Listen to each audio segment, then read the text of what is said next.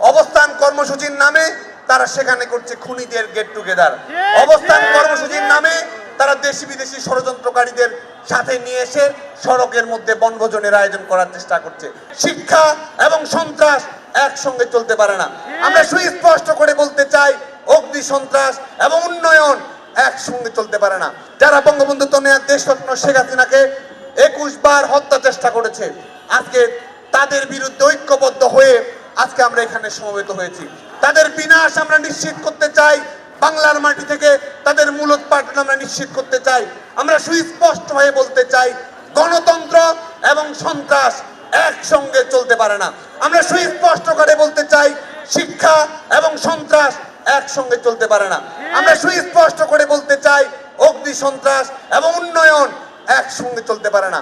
আমরা সুস্পষ্ট করে বলতে চাই, দূতাবাসের রাজনীতি আর জনগণের ম্যান্ডেটের রাজনীতি একসঙ্গে চলতে পারে না। আজকে বাংলাদেশের ছাত্র সমাজকে ফয়সালা করতে হবে, যারা গণতন্ত্রের শত্রু, যারা বাংলাদেশের গণমানুষের শত্রু, যারা শহীদের রক্তের সঙ্গে বেইমানি করে দেশি বিদেশি শক্তির তাবেদারি করে এখনো হুঙ্কার প্রদান করে, এখনো মানুষের জীবন জীবিকার উপরে আঘাত করে, এদের তর্প আমরা চূর্ণ করে দেব, এদের নিশান বাংলার মাটি থেকে আমরা মুছে দেব। সেই শপথ আজকে আমাদেরকে গ্রহণ করতে হবে। প্রিয় বন্ধুগণ, এই বিএনপি জামায়াত, এই সন্ত্রাসী শক্তি, এই রাজনৈতিক দল নামে যারা ডিসগাইজ অফ পলিটিক্স এর আন্ডারে একটি ক্রিমিনাল গ্যাং, তারা আজকে আমাদের দেশের বিভিন্ন প্রান্তে অবস্থান কর্মসূচির প্রহসন তৈরি করেছে। অবস্থান কর্মসূচির নামে তারা সেখানে করছে খুনিদের গেট টুগেদার। অবস্থান কর্মসূচির নামে তারা দেশি বিদেশি ষড়যন্ত্রকারীদের সাথে নিয়ে এসে সড়কের মধ্যে বনভোজনের আয়োজন করার চেষ্টা করছে। আজকে প্রিয় সংগ্রামী বন্ধুগণ, আপনাদের মনে আছে যে আমাদের 2013 থেকে 15 সালে কারা এই দেশে অগ্নি সন্ত্রাস করেছিল, আন্দোলনের নামে কারা এই দেশে নৈরাজ্য তৈরি করেছিল। এই শাহবাগে আপনাদের মনে আছে, মাদারীপুর থেকে একজন নারী রুনি বেগম তার সন্তান নাহিদকে নিয়ে এসেছিল, যাত্রীবাহী বাসে অগ্নিদগ্ধ হয়ে তাকে মারা যেতে হয়েছে। গাজীপুরে কালভার্ট ভ্যানের পরিবহন চালক তার ছেলে শিশুপুত্র মনির 14 বছর বয়স, মালামাল গুলো রাস্তার মধ্যে রেখে রাতে আবার কালভার্ট ভ্যানে ঘুমিয়ে পড়েছিল, ঘুমন্ত অবস্থায় অগ্নিদগ্ধ অবস্থায় তাকে মৃত্যুবরণ করেছে। আপনাদের মনে আছে চট্টগ্রামে কোচিং সেন্টারে পড়তে গিয়েছিল অন্তু বড়ুয়া, তার 4 চোখ ঝলসে দেওয়া হয়েছিল। আজকেও কি দুর্বিষহ যন্ত্রণা ভোগ করে তাকে শিক্ষা জীবন অতিক্রম করতে হচ্ছে। এই অগ্নি সন্ত্রাসীদের বিনাশ আমাদেরকে নিশ্চিত করতে হবে। এই অগ্নি সন্ত্রাসীদের পরাজয় নিশ্চিত না করা পর্যন্ত আমরা নিরাপদ নই, আমাদের বৃদ্ধ বাবা মা নিরাপদ নয়, মফস্বলে রেখে আসা আমাদের বোন নিরাপদ নয়। এখনো যারা শিক্ষা প্রতিষ্ঠানে লেখাপড়া করছে, ল্যাবের মধ্যে লেখাপড়া করছে, যার বাবা মা চাতক পাখির মতো চেয়ে রয়েছে, ছেলেমেয়েরা লেখাপড়া শেষ করে চাকরি জীবনে প্রবেশ করবে, আমাদের জীবন নিরাপদ নয়। আজকে গণমাধ্যমের বন্ধুদের কাছে আমরা প্রশ্ন রাখতে চাই, যারা রাজনীতি করার নামে, যারা সে সময় আপনারা জানেন যে 500 জন মানুষ অগ্নিদগ্ধ হয়ে মৃত্যুবরণ করেছিল, 3000-এর অধিক মানুষ এখন অগ্নিদগ্ধের যন্ত্রণা নিয়ে দিনাতিপাত করছে। যারা সিভিলিয়ান স্যাবোটেজ করে, তাদের কি রাজনীতি করার অধিকার পৃথিবীর কোন গণতান্ত্রিক কোন সভ্য রাষ্ট্রে রয়েছে কিনা, এই প্রশ্নটি আজকে আমরা এই শাহবাগ চত্বর থেকে উত্থাপন করতে চাই। প্রিয় বন্ধুগণ, আপনাদের এখনো আরেকটি বিষয় আপনাদের কাছে অবগত করতে চাই, বাংলাদেশের ক্ষমতা পরিবর্তনের মালিক হচ্ছে জনগণ। বাংলাদেশের সংবিধান প্রদত্ত ক্ষমতার মালিকের উৎস হচ্ছে জনগণ। জনগণের ম্যান্ডেট হয়েই রাষ্ট্র পরিচালিত হবে।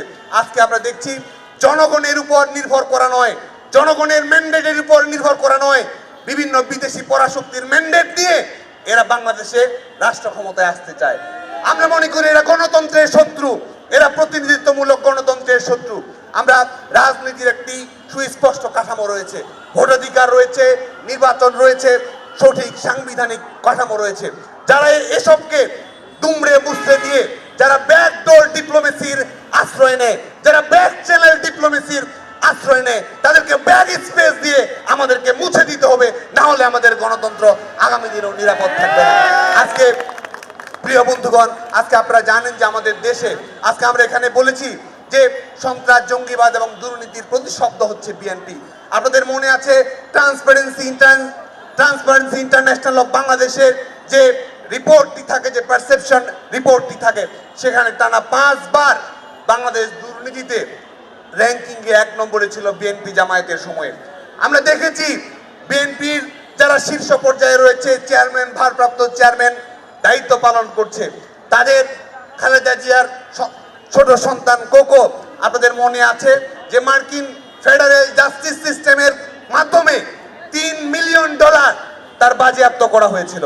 আমাদের সিঙ্গাপুরে অনেক কয়েক মিলিয়ন ডলার বাংলাদেশে ফিরিয়ে নিয়ে আসা হয়েছে। এভাবে গণতন্ত্রের আশ্রয় নিয়ে যারা দুর্নীতিকে প্রাতিষ্ঠানিকীকরণ করেছে, আজকে আমরা মনে করি সেই দুর্নীতিবাজদের বিরুদ্ধেও আমাদেরকে ঐক্যবদ্ধ হতে হবে। সরকার পরিচালনা করবে জনগণের নির্বাচিত প্রতিনিধিগণ, অথচ আমরা বিএনপি জামায়াতের সময় দেখেছি নির্বাচিত সরকারের ধারণার বাইরে গিয়ে হাওয়া ভবনের মাধ্যমে রাষ্ট্র পরিচালনা করা। হাওয়া ভবনের মাধ্যমে যারা রাষ্ট্র পরিচালনা করে, তারা জনগণের ভোটাধিকারের প্রতি তাদের কোনো দায়বদ্ধতা থাকে না। হাওয়া ভবনের মাধ্যমে যারা সরকার পরিচালনা করেছে, তারা জনগণকে অপমান করেছে। আজকের দিনে আমাদেরকে সেই শপথ আমাদেরকে গ্রহণ করতে হবে। প্রিয় বন্ধুগণ, আজকে আমরা সুস্পষ্ট করে বলতে চাই যে বিএনপি জামায়াত নামের এই অশুভ শক্তি তারা অন্ধকারের প্রতিনিধিত্ব করে। বিএনপি জামায়াত নামের এই শক্তি তারা আমাদের কোনো গণতান্ত্রিক শক্তির প্রতিনিধিত্ব করে না, জনগণের শক্তির প্রতিনিধিত্ব করে না।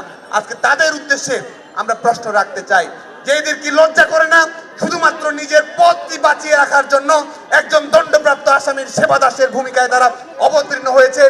মানুষকে অগ্নিদগ্ধ করে শুধুমাত্র মহাসচিব, যুগ্ম মহাসচিবের পদ অক্ষুণ্ণ রাখার জন্য তারা আজকে রাজনীতি করছে, গণতন্ত্রের লাইসেন্স নিয়ে মানুষ হত্যা করছে। তাদেরও তো পরিবার রয়েছে, তাদেরও তো সন্তানেরা রয়েছে, তাদের সন্তানেরাও আজকে আমরা মনে করি যে তাদের কাছে নিরাপদ নয়। এই অপশক্তির বিরুদ্ধে বাংলাদেশের ছাত্র সমাজ যেন ঐক্যবদ্ধ থাকে, আজকে অবস্থান কর্মসূচির মাধ্যমে আজকে আমরা তাদেরকে সতর্ক হওয়ার আহ্বান জানাই, সঠিক রাজনৈতিক কর্তব্য পালন করার জন্য আহ্বান জানাই। সংবাদ, ফিচার ও অনুষ্ঠানের জন্য ভিজিট করুন সংবাদ প্রকাশের ওয়েবসাইট এবং যুক্ত থাকুন ফেসবুক পেজ ও ইউটিউব চ্যানেলের সঙ্গে।